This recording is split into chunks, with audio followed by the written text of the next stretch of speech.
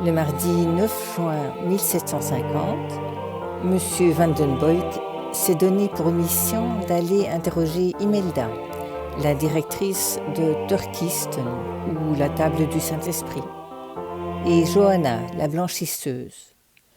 Il s'est renseigné auprès de la portière pour trouver les maisons respectives qui sont appelées généralement d'après un saint ou un événement de la Bible. Le mont des Vierges, la couronne d'épines, les maisons des anges, la maison Sainte-Anne. L'emploi de ces noms n'est pas uniquement une manifestation de dévotion, à savoir l'imploration de la protection du saint, mais en même temps un moyen pratique d'identifier la maison en l'absence de numéro. À cette heure matinale, l'air est encore frais. Le ciel parfaitement dégagé promet une belle journée ensoleillée. En empruntant l'entrée principale, l'inspecteur passe devant Constance, assise sur une chaise de paille qu'elle a installée sur les pavés devant sa maisonnette, un carreau de dentelle sur les genoux. La doyenne des dentelières, très perméable à l'atmosphère dans laquelle elle évolue, son émotivité étant fort développée, a laissé tourner par la mort de sa voisine Clotilde. Penchée sur un coussin muni d'un tambour sur lequel elle exécute son ouvrage au moyen de fuseaux, la petite vieille aux yeux malades répète à l'infini, tel un disque rayé. « Si c'est pas malheureux, oh Germe, si c'est pas malheureux !» François adresse un sourire compatissant à la vieille béguine qui dodeline de la tête et poursuit son chemin de son pas rapide et cadencé. Dès le début de la rue du Béguinage, on entend les plaintes d'une femme en travail.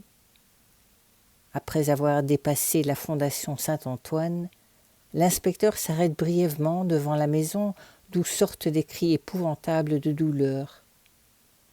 Cornélie, la sage-femme, est en train de superviser l'accouchement d'une parturiente de 30 ans, dont c'est le 8e enfant.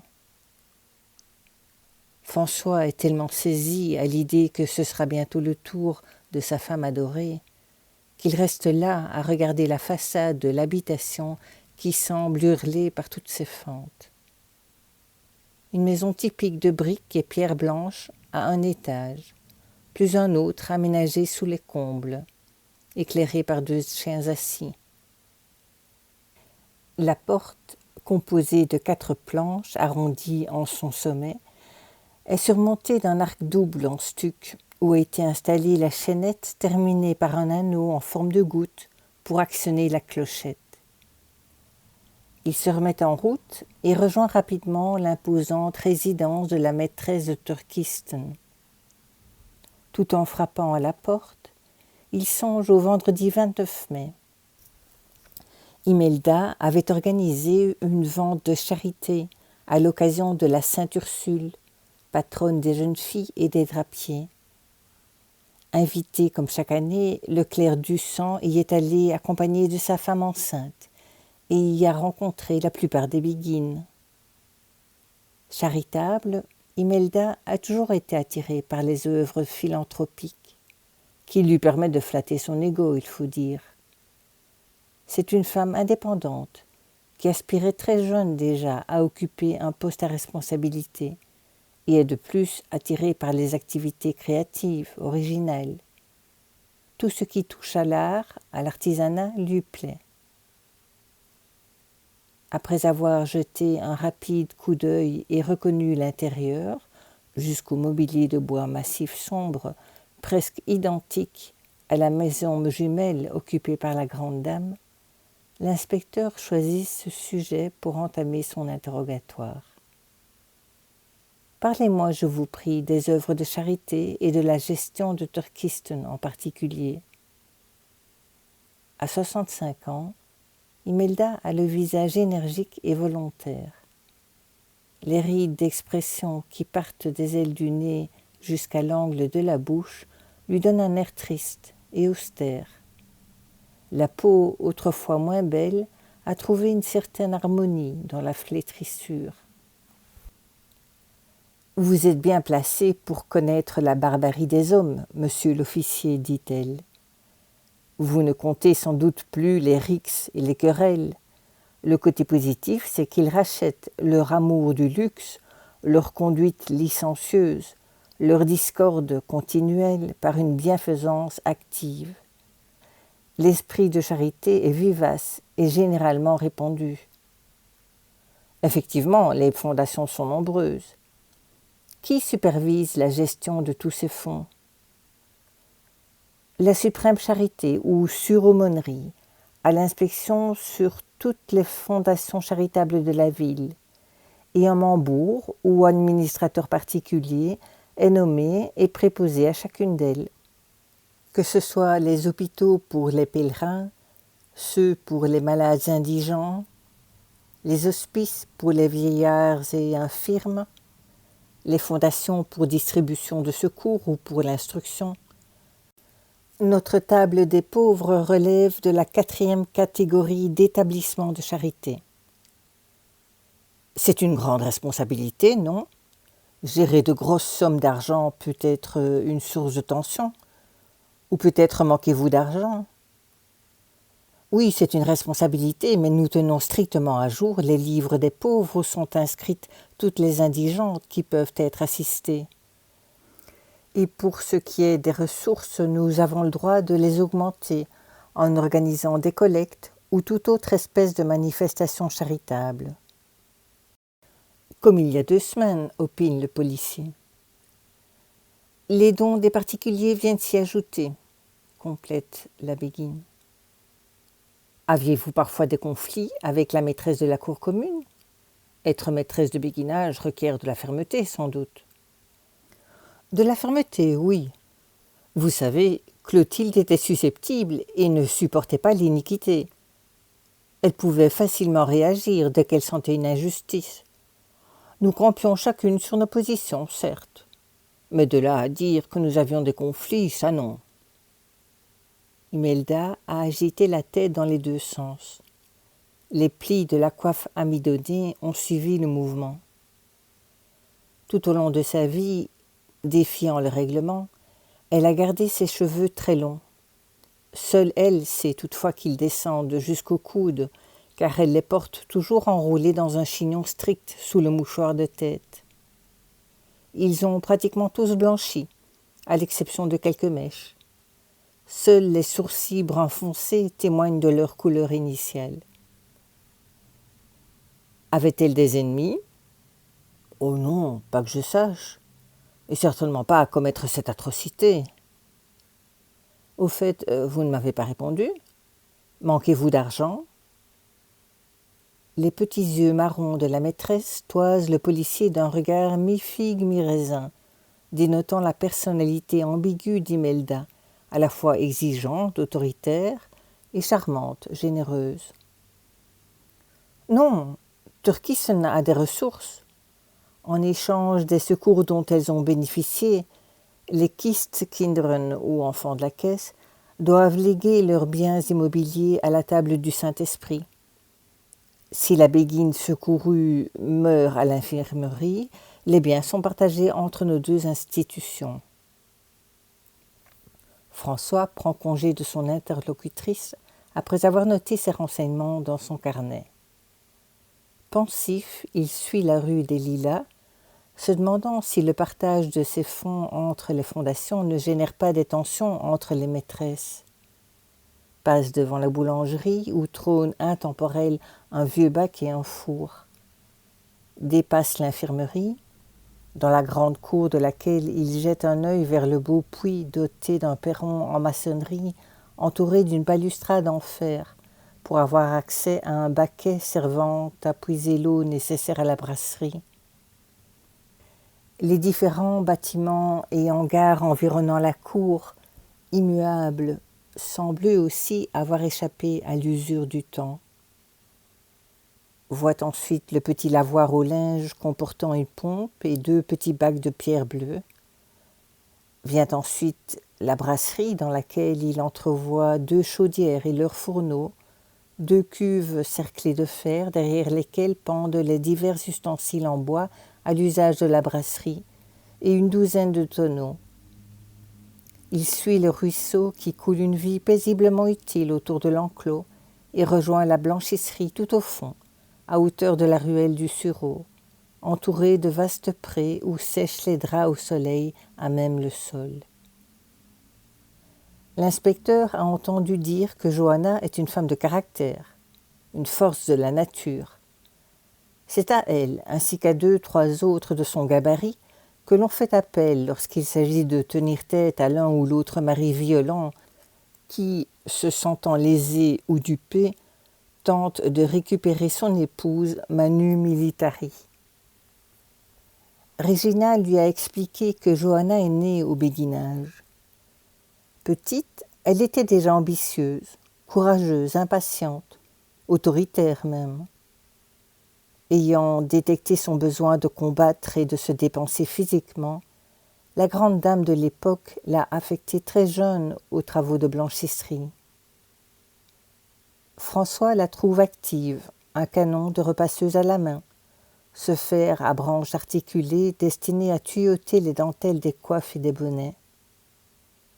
Il observe la jeune femme de 25 ans, aux traits fins, déjà tirés par les rudesses de la vie. Comme la jeune femme a ôté la coiffe réglementaire sous l'effet de la chaleur, il a le loisir d'admirer les cheveux châtains lisses qu'elle porte en un chignon pris dans un petit filet noir.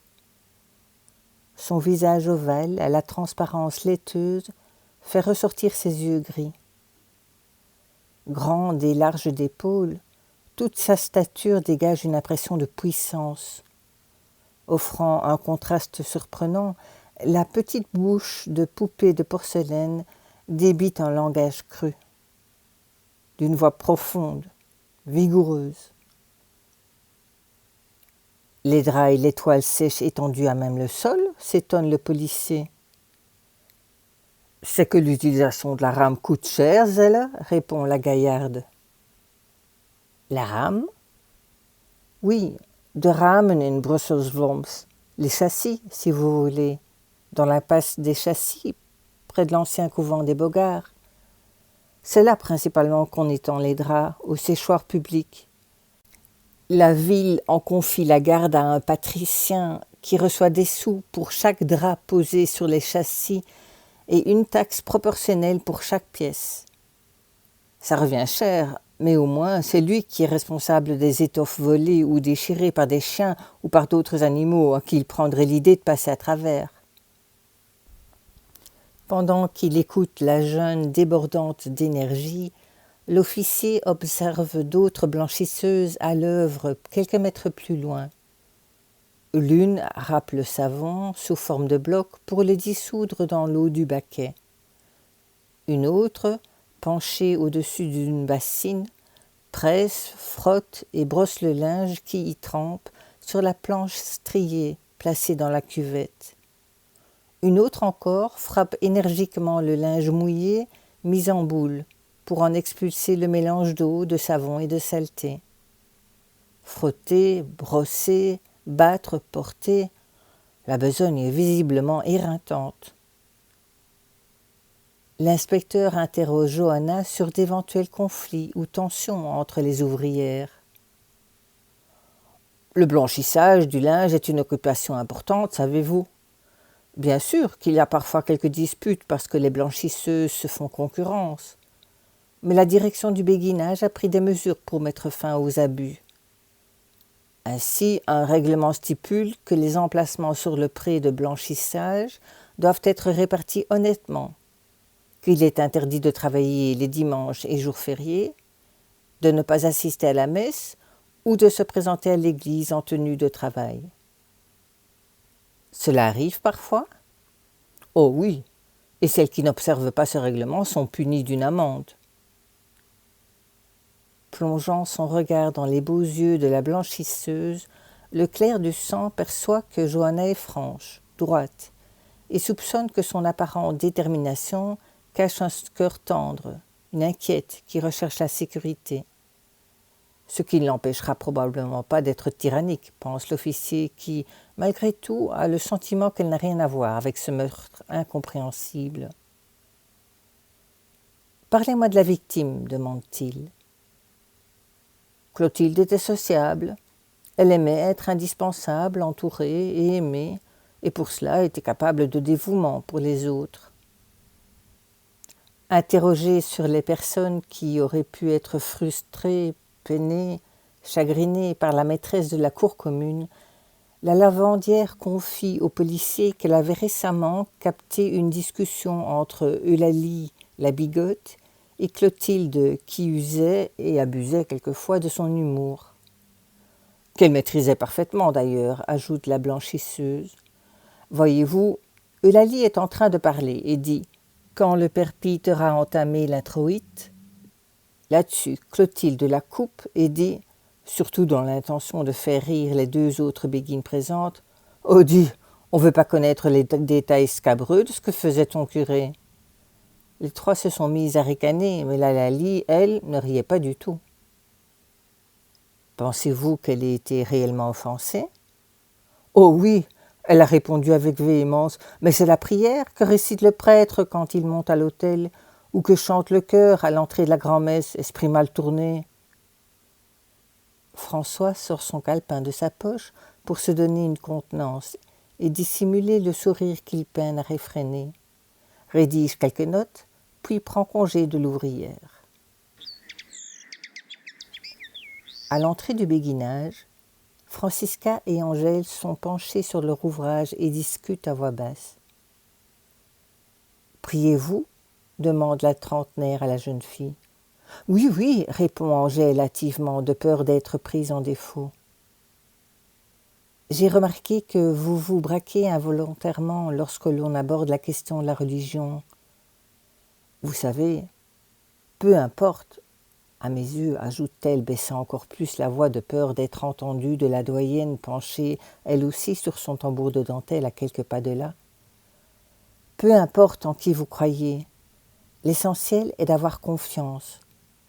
La confiance est la clé.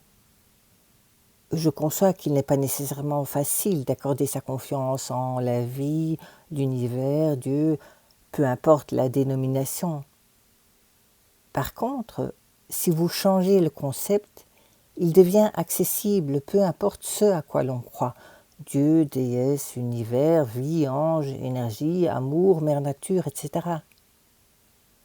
Lorsque je suis en méditation, je me répète souvent la phrase « Si je ressens une tension, une difficulté, une douleur, je la confie à la sagesse de mon âme. » J'imagine que la tension, pensée négative, douleur, gêne, tristesse ou autre, est une boule de lumière que je confie à ceux en qui je crois. Concrètement, l'exercice devient accessible. Simplement constater le problème et me dire « c'est trop lourd pour moi ». J'ai confiance en XYZ qui va le transformer pour moi en énergie, en amour inconditionnel. Et je ne m'en préoccupe plus. L'ego va bien sûr me le resservir, mais je retends tout simplement la boule, entre guillemets, aussi souvent que nécessaire. Réfléchissant à la phase suivante de son enquête, François envisage d'entendre les enseignantes.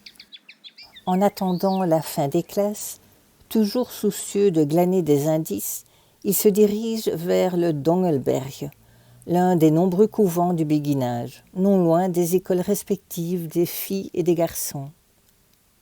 Une jeune fille descend le seau hygiénique dans l'escalier abrupt. Toutes les résidentes ayant la fainéantise de le vider, celui-ci est plein à ras-bord. L'adolescente de petite taille fait bien attention à ne pas faire déborder le contenu malodorant, sans y parvenir toutefois. Le seau de 40 cm de haut est visiblement lourd. Le fond rase le sol à chacun de ses pas. L'inspecteur laisse passer la jeune qui, le rouge aux joues, n'ose lever le regard pudique et gêné qu'elle soustrait au policier. François emprunte à son tour l'escalier, puis le long couloir du couvent qui résonne sous ses pas décidés. Il entre dans le dortoir qu'il observe, se lissant machinalement la barbe du pouce et de l'index d'un mouvement répété et souple, caressant inconsciemment la peau des pommettes au menton. 2 rangées de 6 lits en clos dans d'immenses armoires sobres de bois naturel massif sont posées à la queue leu-leu.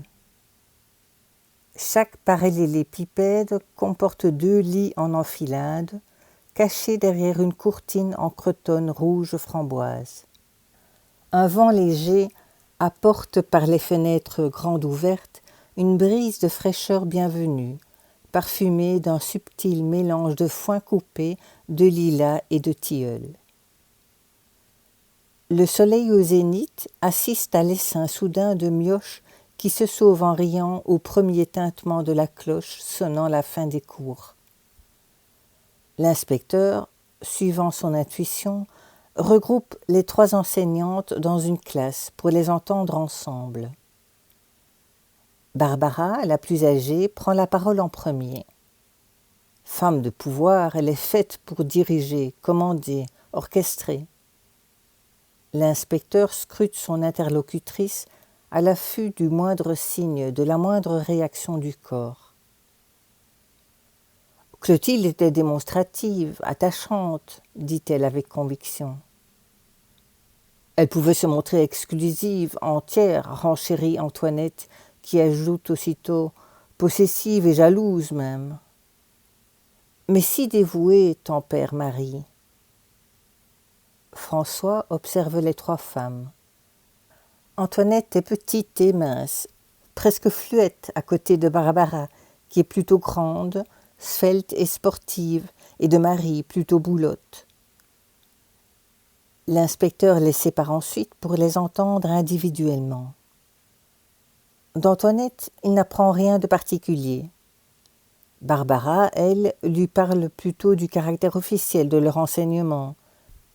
Les accroissements de la ville ont fait porter à 13 le nombre d'écoles.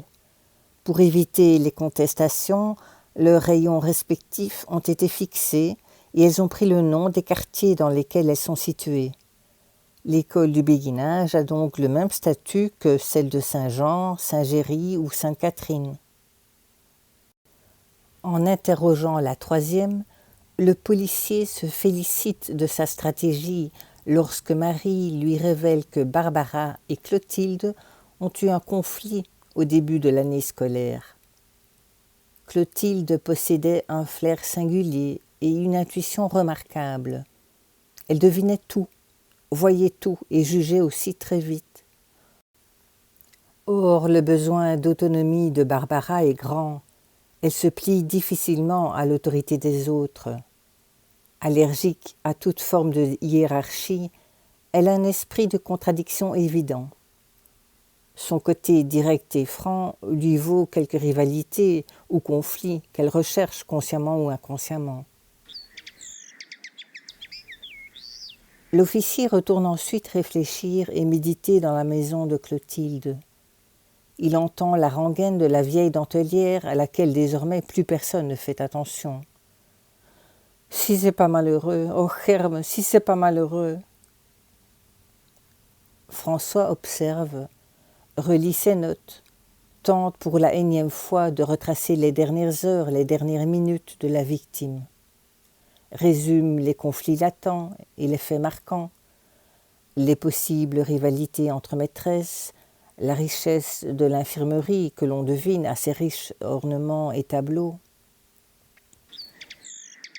Il reprend la rue de Laeken, dans laquelle il croise la petite laitière flamande qu'il reconnaît, accompagnée de son bouvier au poil hirsute, au gabarit adapté au petit chariot auquel il est attelé, et dont dépassent 3 pots à lait bien calés dans la paille. François remonte ensuite le chemin des baraques, perdu dans ses réflexions. À la recherche de branches et bâtons en tout genre, il laisse planer son regard vers les talus, voit les fleurs de trèfle et de pissenlit, le liseron, les orties. Il faudra que je pense à en cueillir quelques têtes pour que Mathilde puisse m'en faire une bonne soupe, songe-t-il. Il cueille quelques framboises blanches, 1 ou 2 mûres précoces. Il y en aura beaucoup cette année, anticipe-t-il. Les ronces sont en fleurs. une multitude de petits pétales blancs égayent les fourrés.